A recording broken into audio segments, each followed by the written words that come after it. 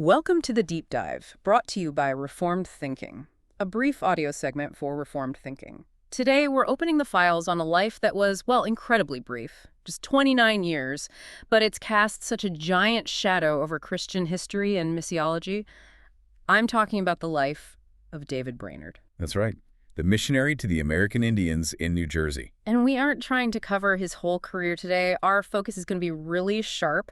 We're doing a critical look at his final year, basically from September 1746 right up to his death in October of 1747. And this specific 13-month period is so central to understanding Brainerd's legacy. I mean, the man you meet in these last diary entries, and then in the observations that Jonathan Edwards recorded, he's someone who has been stripped bare. Stripped bare is a good way to put it. He was suffering from what they called confirmed consumption. We'd call it a devastating case of tuberculosis today. And it was just systematically dismantling his body. You read about violent coughs, constant fevers, pain. It was relentless. And right there, that's the initial paradox that's going to drive our entire deep dive today. His physical decline, it didn't cause his spiritual life to fall apart. In fact, it was the opposite. His suffering acted like a crucible. A refining process. Yes, a refining process that stripped away every selfish motive, every kind of superficial view of faith he might have had. It actually intensified his theological clarity to a degree that is, frankly, just astonishing. And that is our mission today. We're going to try to extract the critical insights that Brainerd gained while he was staring straight into the face of eternity. We want to know what his final purified views were on true religion. Right. How did he define the ultimate glory of God? What did he believe were the necessary qualifications for ministry coming from that unique vantage point? The whole aim here is to understand how a life so intensely devoted to Christ prepares a person for what he himself called that glorious day of death.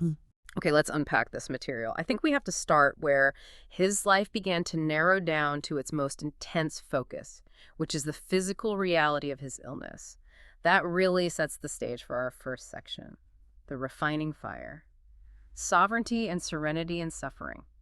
So when you start reading the entries from this last year, the first thing that just jumps out at you is the sheer difficulty he had recording anything at all. He notes himself that his diary became very much interrupted. And that wasn't because he'd lost his passion for spiritual reflection. Yeah. Not at all. It was, just the extreme weakness, the sheer physical impossibility of holding a pen. And you have to think about the mental strain required just to recollect the events of the day, which for him often just slipped away in a fevered pain. So the end of that regular writing, it marks a transition. It absolutely does. He moved from being this active missionary, traveling and preaching, to being a passive sufferer. His main spiritual discipline became endurance and reflection. And the physical descriptions, they're truly harrowing. They are. We're not talking about a slow, gentle decline here. He documents constant, debilitating physical agony. The cough he describes is this violent, hacking cough that would shake his entire frame. The fever was persistent. He talks about a deep, relentless pain in his breast and back. He even mentions how hard it was to just sit up, and that he'd bring up anything he ate almost immediately. Yes, and Jonathan Edwards' account makes it clear that friends would gather around him, literally expecting him to take his last breath right then and there, only for him to rally, just for a little while. And yet, in the middle of all that physical chaos, this contradiction emerges. Brainerd writes of being calm and composed, and but little exercised with melancholy damps. So the question becomes, how does this extreme physical disorder produce such internal spiritual stability? And this is where we find his first major insight, the comfort he got from divine providence. Okay, so when he faced the absolute certainty that he was going to die, he wasn't thrown into anxiety or fear about what was next. No. Instead, he found what he calls great composure and sensible joy, in the belief that the determination of whether he lived or died rested entirely with an infinitely wise God. You're saying that the act of surrendering control of his own fate, that wasn't depressing for him, it was liberating. It was profoundly liberating. I mean, think about it. For a man who had spent his entire life scrutinizing his motives, examining his heart for every flaw, wrestling with spiritual decisions, handing over the ultimate decision, life or death, to God, was the source of his peace. It took the weight off his shoulders. It did. He said he felt immense satisfaction that it was not my concern or business to determine whether I should live or die. This completely relieved him from the trouble of, as he put it, weighing things upon all sides. That kind of calculation would have been paralyzing for someone with his temperament. But hold on, couldn't that sound a little bit like fatalism? or maybe just giving up. Huh. How do we distinguish that kind of relief from, say, a spiritual laziness or even a depression that's just masked as resignation? That is a crucial question. And it's especially important in the context of Reformed theology, which really stresses both divine sovereignty and human responsibility. Brainerd's acceptance was active, not passive. What's the difference? Well, fatalism says, what will be, so I don't need to care. But Brainerd's view of sovereignty says, what God wills is best, and since he is infinitely wise, I joyfully accept his will. Oh. His peace came not just from giving up the choice, but from actively trusting the perfection of the chooser. Ah, okay. He knew that the exact timing of his death was already written in God's perfect plan. And knowing that relieved him of the anxiety that he might somehow mismanage his final days.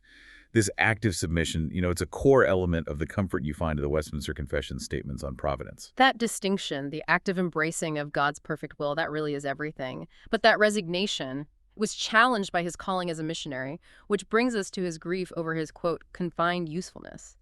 This distress of being physically unable to labor for God, that's highly relatable for any person of action. Oh, absolutely. This inability to work, this constraint on his usefulness, Oh. it caused him greater spiritual agony than the physical symptoms of the illness itself. More than the coughing and the fever. Far more. As a Puritan missionary, his life was defined by this concept of usefulness. It was often seen as one of the key evidences of a genuine spiritual life. So to be rendered useless, that meant risking the appearance of being abandoned by God, or even worse, of concealing a lack of zeal. He was constantly wrestling with a sense of misimprovement of time. And it wasn't that he was being lazy, he was misimproving it because he physically couldn't work. Exactly. He truly lamented, "It pains me to see time pass away when I could do nothing to any purpose." His desire for life was totally conditional. He wanted to live only for usefulness. He wrote, "Death appeared inconceivably more desirable to me than a useless life." Wow. And that just shows you the hierarchy of his values. The glory of God through active service ranked higher than even the continuation of his own life. This internal struggle he had led to a really significant moment of spiritual relief, didn't it? I mean, he was often worried that he was just deceiving himself, that his illness wasn't as bad as he was making out, or that he was just showing spiritual pride by resting. That self-suspicion was intense. I mean, he was conditioned to fear any kind of idleness. But we find this critical counterpoint recorded on October 11th, 1746. He was seized with a violent ague and a high fever, which brought him to the very edge. And this awful physical episode actually brought him peace. It did, because it convinced him beyond any doubt of his true debilitating illness. He writes that he felt peculiarly satisfied while under this uncommon degree of disorder, being now fully convinced of my being really weak. This specific agonizing experience relieved him of the fears that he was a misprover of time by conceding I was sick when I was not in reality so. So the confirmation of his physical weakness became a spiritual comfort. It settled the question for him. God had ordained this period of rest, and he wasn't just resting out of selfishness. It was the final checkmate against that temptation of pride and self-deception. His weakness was God's assignment, not his own failure. And his final conclusion on it really encapsulates this perspective on life. He said he was willing either to die or live, but found it hard to be reconciled to the thoughts of living useless. That whole process of suffering and spiritual surrender, it prepared him for a period of just astonishing intellectual and spiritual clarity. It's almost as if the closer his body came to its end, the sharper his vision of divine truth became. Let's look at the insights he crystallized during this period in Section 2, Clarity at the Gates of Death, Defining True Religion. Right, and the context here is just essential. In June of 1747, he was staying in the Boston area. He was trying to get help from doctors there, and he was, in his words, brought to the gates of death. What happened? Ulcers in his lungs suddenly ruptured. He was severely weakened, often unable to speak above a whisper for weeks on end. And yet, it was during this extreme frailty that his mind seemed to function with unparalleled freedom. He experienced a serenity of mind, clearness of thought, and he found his ability to understand divine things was easier than it had ever been before. We often assume that physical suffering just dulls the mind, but in his case, it seems to have acted like a powerful spiritual lens, just burning away all the distractions. So what was the core truth he saw with this new clarity? His core definition of saving religion came to him with great clearness. He saw that the essence of religion consisted in the soul's conformity to God. Conformity to God, what did that mean for him? It meant acting above all selfish views. It meant seeking God's glory, motivated only by God's infinite excellency and worthiness. This realization just cemented his view that true religion is radically God-centered. It's not just focused on the benefits that the believer receives. It's about a likeness to the blessed God, and its defining characteristic is acting in concert with his holiness and sovereignty. And this clear vision of what holiness is. It positioned him perfectly to confront what he saw as false or inadequate forms of spirituality. This brings us to a major theological debate of his time, which he addresses forcefully from his deathbed. Yes, the Boston debate. This was a significant controversy in 18th century New England about the nature of saving faith and assurance. And the specific theological view that he so strongly opposed was the notion that the essence of saving faith lies in believing that Christ died for me in particular. Okay, can you explain why that was such a controversial statement back then? Yeah. And why would Brainerd, a committed Reformed thinker, feel he had to spend his dying breath speaking against it? The debate really centered on the difference between assurance as the essence of faith versus assurance as the subsequent result of faith. So one side, the one Brainerd opposed, argued that the initial act of saving faith has to include an immediate, direct belief that Christ's benefits are personally applied to you. This was often based on some kind of direct spiritual suggestion or impression. They were afraid that looking for evidence like subsequent holiness or brokenness of heart was a return to works righteousness. And Brainerd, following thinkers like Edwards and the older Puritan tradition, held the opposite view. Precisely. Brainerd argued that if saving faith starts with the belief that Christ died for me, then it centers faith on the self, on my personal benefit and my feeling secure, rather than centering it on the glorious person and perfection of Christ. So it's a question of the object of faith. That's it. He detailed his conviction on his deathbed, stating that such a self-centered faith had nothing of God in it, nothing above nature, nor indeed above the power of the devils. And he said that those who relied solely on it would surely perish. That is a startlingly strong condemnation to call it potentially demonic. Why use such extreme language? Because he understood the psychological and spiritual danger. If your faith is just reduced to accepting a mental suggestion, I am saved, without that soul-altering vision of God's holiness and the corresponding hatred of sin, then the person has just manufactured a self-serving peace. It's a false assurance. It's a false sense of security. He called it a hidden way in which multitudes perish through self-righteous appearances.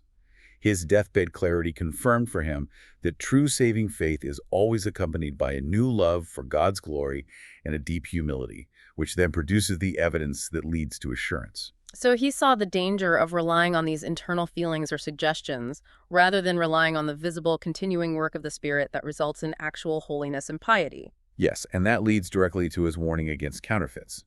Brainerd specifically identified false religion, not only with that self-serving faith, but also with purely emotional experiences. Things like imaginations and impressions made only on the animal affections, flights of imagination, or sudden suggestions that aren't supported by Scripture. He saw those emotional heats as self-serving. At their beginning and their end, yes. He thought they lacked the stable foundation of truly apprehending God's moral beauty. So what were the reliable markers he pointed to for true faith? What were the Reformed standards he upheld? The true signs were always relational and ethical. They included things like deep humility, brokenness of heart, and an abasing sense of barrenness and want of grace and holiness. So, signs of need, not signs of arrival. Exactly. True faith, he maintained, is rooted in a gracious discovery of the divine glory, and its necessary consequence is sanctification. If there is a genuine love for God, there must be a genuine likeness to God. He found stability in the thought that if God were to reject a soul that truly possessed this divine temper, this likeness to God, then God would essentially be denying himself. And this concern for genuine holiness made him fiercely opposed to anything that seemed to excuse sin or make light of it. Absolutely. His great abhorrence of all such doctrines and principles in religion as had any tendency to antinomianism was a constant refrain in his final months. For those who might not know the term, can you explain antinomianism? Sure. It literally means against the law. It's the theological error that claims because a believer is saved by grace, the moral law and the practical pursuit of holiness are somehow unnecessary or irrelevant. Brainerd warned strenuously against this, maintaining that true grace must lead to a holy conversation and behavior. He also warned against just making a big show of your faith. He had a strong dislike for much noise and show in religion and affecting to be abundant in proclaiming and publishing their own experiences. He favored discretion, modesty, and the quiet, diligent practice of virtue. Which is very much in line with that classic Puritan fear. Right, the fear that a lot of zeal in public could just be masking a lack of true piety in private. His clear teaching was that the pursuit of holiness is inseparable from genuine faith, even when you're on your deathbed. And this brings us to what Brainerd truly anticipated in eternity, his intense focus on God's glory as the defining mark of true religion. It led him to define his hope for heaven, not in terms of his own relief, but entirely in terms of his future activity. Let's turn to section 3. My heaven is to glorify God. This aspect of his final testimony is, I think, maybe the most challenging for us today. The idea that his longing for heaven was motivated by a desire for perfect service rather than just personal happiness or an escape from pain it's staggering. It really is. He consistently sought perfect holiness, and not mainly for his own relief, but, and I'm quoting here, that I might please God, live entirely to him, and glorify him to the utmost stretch of my rational powers and capacities. This is a radical reorientation of the typical human desire for heaven. It rejects that impulse to use heaven as a comfortable reward for a difficult life. For Brainerd, death was not the end of labor, but the start of perfect labor. So heaven is the ultimate state of active conformity and complete service. Without the constraints of sin and weakness, yes. We have a powerful quote recorded on July 26th. This was shortly after he arrived at Jonathan Edwards' home in Northampton. He declared, God himself could not make me happy unless I could be in a capacity to please and glorify him forever. Just think about the implication of that statement for a moment. He's arguing that even if God delivered him into a place of perfect bliss, no pain, no sorrow, if he lacked the capacity to actively glorify and please God, he said he would still be miserable forever. So his love for God was superior to his love for his own happiness. Yes, his joy was intrinsically tied to God's honor. It reveals a purified kind of spiritual love where the glorification of the one you love is the highest good, even above your own personal comfort. So death, for Brainerd, was the opportunity to finally be active as an angel in heaven in that perfect, unhindered service. And this leads us right to the narrative anchor of this whole aspiration. The event of September 19th, 1747. Brainerd's body was so weak that he was barely clinging to life. He had managed to walk just a short distance near the house, and suddenly his thoughts just turned to the sweetness of loving and glorifying God. The observers, like Edwards, they recount that his weakness just seemed to be miraculously suspended. This dying man who had struggled to even speak for weeks was suddenly able to preach what they all considered the last sermon that ever he should preach, and he spoke for over an hour. An hour. It was an outpouring of his final, clarified theological heart. He used that miraculous burst of strength to counsel the children in the home, the servants, his brother Israel, who were all there in the Edwards house, and the central message was the distillation of his life's purpose, captured in this beautiful declaration. My heaven is to please God and glorify him, and to give all to him, and to be wholly devoted to his glory. That is the heaven I long for. And he was very specific in rejecting any self-serving motive for his eternal hope. Absolutely. He explicitly said, I do not go to heaven to get honor, but to give honor to God. This rejection of self-advancement, even in glory, is vital. But Brainerd was also aware of his own sinfulness in that very moment, which could have led him to despair. How so? Well, when the spiritual suggestion was raised, but you are filthy, not fit for heaven, he instantly grasped the blessed robes of Christ's righteousness. His self-emptying desire to glorify God led him directly back to his total dependence on Christ's imputed righteousness for his salvation. This state of peace was so complete that he even found the grave to be sweet. He longed to lodge my weary bones in it, but even that natural desire was secondary for him. Yes, he immediately qualified it. He insisted, but oh, that God might be glorified. This was the burden of all my cry. His peace was anchored not in the escape that the grave offered, but in the goal that death would accomplish, ushering him into the presence of the one he lived to honor. And this peace also enabled him to face separation from his dearest earthly ties with just complete tranquility. He was entirely willing to part with all his friends. That included his dearest brother, John Brainerd, who was also a missionary. He was confident they would spend a happy eternity together. There was no hesitation, no doubt. The earthly separation was only temporary, totally eclipsed by the certain eternal reunion under God's glory. Even his intellectual curiosity was spiritualized. On his final Lord's Day, October 4th, when someone entered the room with a Bible, he looked at it and expressed a kind of spiritual longing. He looked at the scripture and said, oh, that dear book, that lovely book, I shall soon see it opened.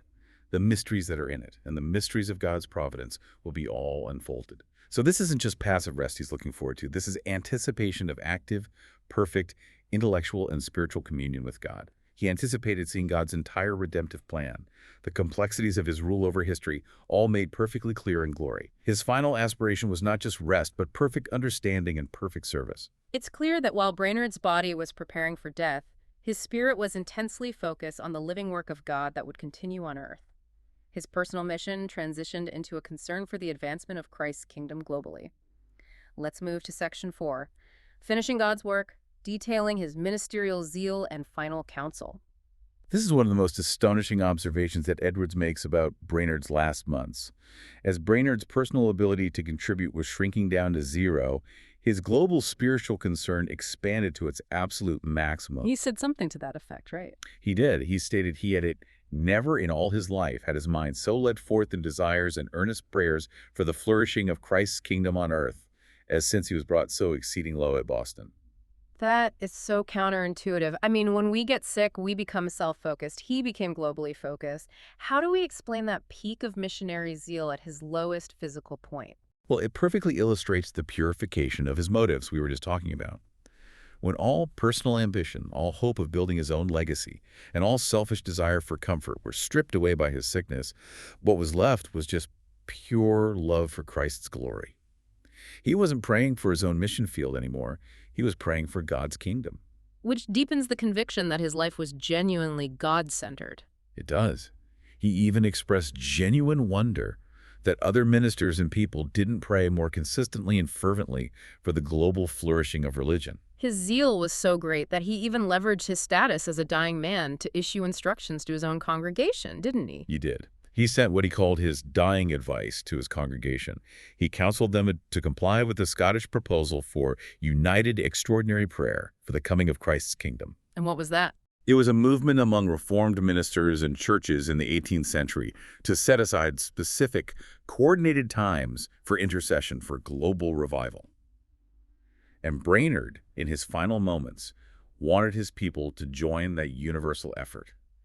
He was fully persuaded that even from heaven he would witness the prosperity of the church on earth and rejoice with Christ in that fulfillment. And this zeal wasn't just spiritual. It translated into concrete organizational support for missions, even when he could barely sit up in bed.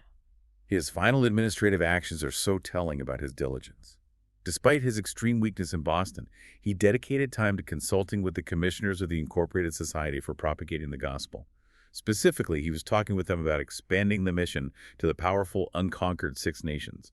He deliberated with them on the necessary qualifications and character needed for missionaries who would go into that difficult territory. So he wasn't just offering passive suggestions. He was actively managing the next generation of mission workers from his deathbed. Exactly. He recommended two young men, a Mr. Elihu Spencer and a Mr. Job Strong, for that pioneering work. He spent his limited physical capital planning for a future that he would not see. And on top of that, he sacrificed his limited strength to write a crucial letter to some gentlemen in Boston, securing funds for an additional schoolmaster and providing Bibles for his Indian congregation back in New Jersey. And doing that work gave him satisfaction. Immense spiritual satisfaction. He was so happy to be able to do something for God, believing this was an act that truly advanced Christ's kingdom and glory, even when he couldn't speak in a pulpit anymore. His concern for the expansion of the kingdom led him directly to counsel the next generation of laborers. He gathered two young men who were candidates for ministry, along with his own brother, Israel, to impart his final sacred counsel on September 29th. And this was a deeply moving session. His advice was entirely focused on spiritual discipline and reliance on divine grace. It wasn't about intellectual prowess or homiletical skills. He advised them on a life of self-denial, of weanedness from the world, and devotedness to God. And he specifically recommended certain practices. Yes, he stressed the necessity of frequent secret fasting and prayer. He warned them that without this foundation of personal concentration, ministers would lack the spiritual vitality needed to reach hearts that are naturally resistant to the gospel. And this is where he gave that dramatic, unforgettable stumps analogy. He was drawing on his own years of wrestling with spiritual weakness and professional difficulty. Yes, this analogy is the pinnacle of his advice. It summarizes the Calvinistic view of ministerial efficacy. He stated that without special gracious influences on their hearts, that is, the immediate active operation of the Holy Spirit, ministers do but make use of stumps instead of hands in addressing the consciences of men. Let's spend some time on that image. Why stumps? What exactly is he warning against here? Well, he's using hands to represent the tools of ministry. Preaching, reason, application, instruction, eloquence. A hand has dexterity, it has grip, it has feeling, it can grasp spiritual reality and deliver it to the conscience. A stump, however, that represents mere human effort. So natural abilities, intellectual training. Exactly. Impressive oratory, a good theological education, all those things, when they're disconnected from the immediate renewing work of the Spirit. So a minister could be brilliant, fully educated at Harvard, and perfectly orthodox. But if he relies only on that human apparatus, he's attempting to do a spiritual work with an inert instrument. Precisely. The spiritual task of changing a soul, of convicting a conscience, leading a person to repentance, and producing saving faith, that's a supernatural work. It requires the supernatural application of truth by the Spirit. Brainerd's analogy is a forceful warning against Arminian views that might overstate human ability or the sufficiency of natural reason in the pulpit. So he's saying that without the Spirit, the most eloquent sermon just has no grip. It has no grip. It can't truly take hold of a man's conscience or effect genuine change. It's fundamentally reliant on God's subsequent grace, not on the minister's independent skill. And while he was so intensely focused on the global church and future ministers, he never for a moment forgot his own particular flock, the New Jersey Indians he had brought to faith. That bond was so intense. He made one final strenuous visit to his Indian congregation in New Jersey in March of 1747. This was just weeks before his final journey north to Boston and Northampton. And that visit was just fraught with profound spiritual distress for him. He was grieved and almost sunk to see my poor people destitute of the means of grace. He said their spiritual want was more afflictive to me than all my bodily illness. That is a staggering prioritization of their spiritual health over his own physical agony. It demonstrates the authenticity of his love for them. As he walked among them, inquiring into their state, making sure they had spiritual resources, and he delivered fervent farewell addresses to each person individually in their homes. He left many of them in tears as they realized they would never see his face again. And even when his physical ability to speak was totally gone, his ministry to them continued. It did. Later, when he was confined and speechless in Northampton, he wrote that it was a great comfort to me that I could pray heartily to God for those to whom I could not speak and whom I was not allowed to see. He continued his pastoral role through intercession, praying for every family and every person in particular. His devotion to his people was active until his very last hours. He even had a profitable conversation with his brother John about the congregation on the night he died. David Brainerd's final year. It stands as this powerful illustration of dying well.